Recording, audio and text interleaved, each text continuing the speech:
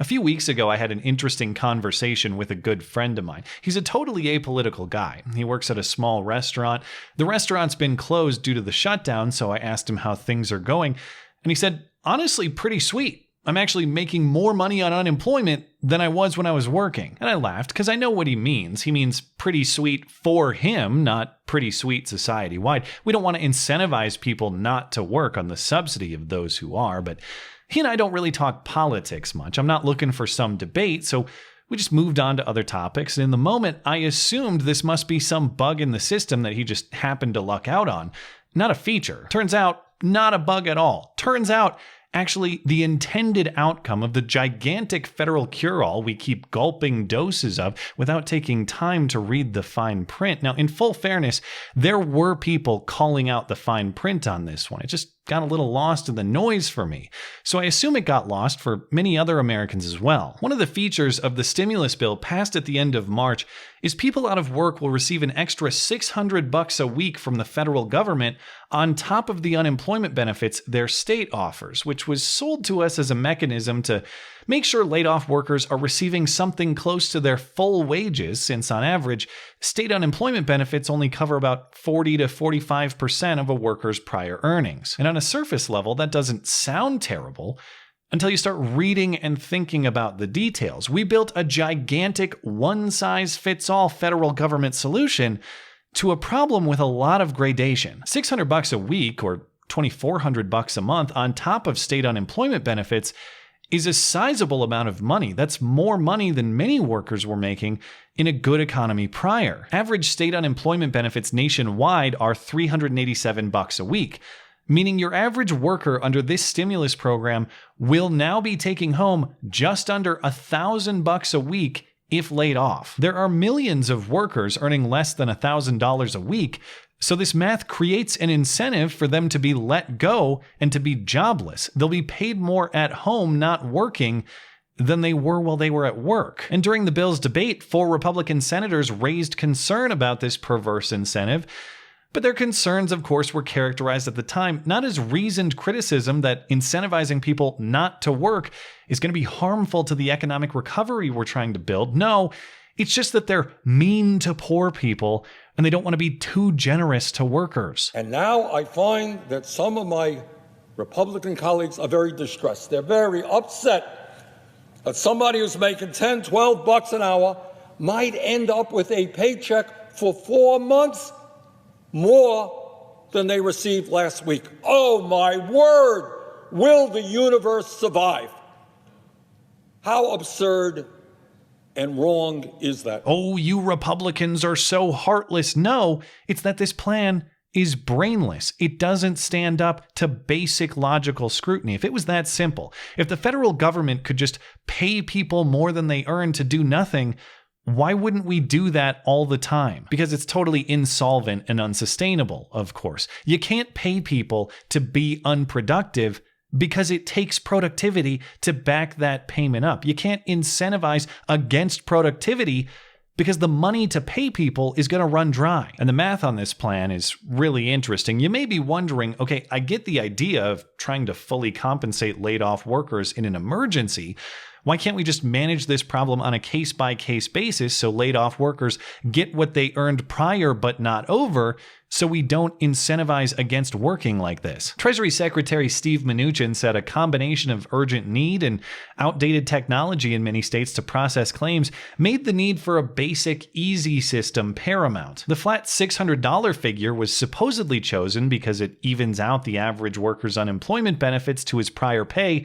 Based on a series of calculations, $600 just happened to be the figure, but I find that explanation a little suspect, since a New York Times analysis shows using this math in most states, 36, we're now paying the average worker more to be unemployed than he was earning for working. If simply replacing lost wages was the aim, we have an imprecise scattershot that's way off the mark in the direction of paying people to be jobless. Odd that sophisticated calculations produced such a counterproductive result, but I've seen an alternative theory that makes much more sense to me. You'll notice that a 40-hour work week at the coveted $15 an hour pays, ding, ding, ding, $600 a week. Why fight for 15 when you can just sit on the couch for it? Are politicians using this opportunity to transform that pay rate into a baseline expectation, indeed a government-defined floor? That's cynical, admittedly, but I can't ignore the math. Now, to be clear, this expanded unemployment benefit is only good for 4 months. It expires at the end of July, so at least we aren't creating a permanent disincentive to work. But that battle between Bernie and those Republican senators is no longer theoretical. It is now playing out in reality with serious negative consequences. In recent days, story after story has been published describing that disincentive working exactly as warned, that joblessness is becoming the obvious choice over returning to work or even retaining your job while you stay quarantined. In the most ironic cases, unemployment benefits are even outcompeting the small business loans we established to keep those jobs alive. On Thursday, the House passed, and on Friday, the president signed another near $500 billion aid bill, in part to replenish the depleted small business paycheck protection program. These are loans that are made to small businesses that are forgivable if those businesses use the money to maintain their employees. That's news for which businesses have been desperately waiting since the last supply of money ran out last Thursday. Jamie Black Lewis was one of the employers lucky enough to secure money in the first round of lending. She runs a pair of spas and salons in Washington state. She had furloughed all her workers in mid-March. Upon securing money to pay her employees and retain their jobs while they don't work, she convened an online meeting to deliver what she thought was great news. Those employees get to keep their jobs and their pay. But instead, she got a very different reaction. It was a firestorm of hatred about the situation, she says. Anger from employees who can make more money by collecting unemployment benefits than they can from their normal paychecks. In the mind of these workers, their boss took that away from them, she said. I couldn't believe it, Jamie says. On what planet am I competing with unemployment? And that perverse, artificial, and unfair competition creates some awkward situations to navigate for employers and employees alike. If you're the boss, what's the right thing to do in such a situation? Is the boss doing right by his employees by maintaining their jobs? Or is it kinder to lay them off knowing they'll get higher pay than you can offer? That was exactly the question to consider for Sky Marietta and her husband Jeff, who started a coffee shop in Harlan, Kentucky a few months ago.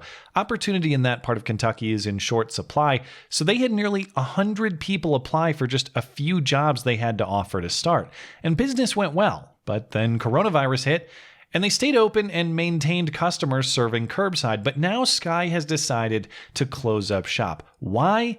The incentive structure. Instead of thinking of ways to manage the situation and preserve their jobs, workers are asking Sky to be laid off because they stand to gain hundreds of dollars a week if she does that for them. She described the predicament in an NPR piece this week. We're very committed to paying a living wage. It happens that a living wage in Harlan, Kentucky is not exactly the same thing as it is in other parts of the country. We basically have this situation where it would be a logical choice for a lot of people to be unemployed. We have these lovely baristas. They want to work. They're hardworking individuals, but literally this is the best possible pay of their lives they could possibly get to be unemployed. And so ultimately she decided the best thing she could do for her employees was not to preserve their jobs. It was to lay them off instead. Sky writes in a blog post over on her website, quote, "We care deeply about our team and started our business to make their lives and the community better, not worse.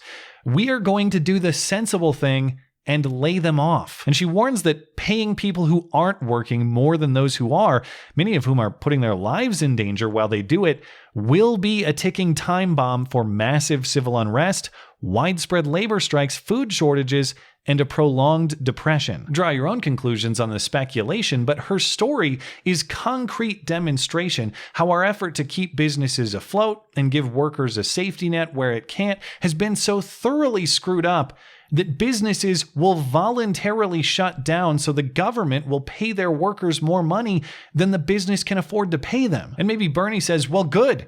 We need working people with more money in this emergency situation. Great, but please tell me, what jobs are they going back to when the emergency has expired? Because if there are none, Who's making the money for you to dish out in unemployment benefits? Oh my word, will the universe survive? He asks rhetorically, as though it's a ridiculous question to ask. Well, pardon my ignorance, but I would like it thoroughly explained. How exactly do you intend to redistribute the wealth when you've incentivized against the production of wealth? I'll pay you to sit on the couch by raiding the cushions of that other guy who I also pay to sit on the couch. Yeah, well, you better dig deep, because we're going to need a lot of undiscovered quarters. Thanks as always for listening and for supporting this channel. Always appreciate that thoughtful discussion down below, and especially over on Twitter. That is at ML Christiansen. You're always welcome to coming out and chat in my live streams. Those are linked down in the description. Looking forward to it. Goodbye.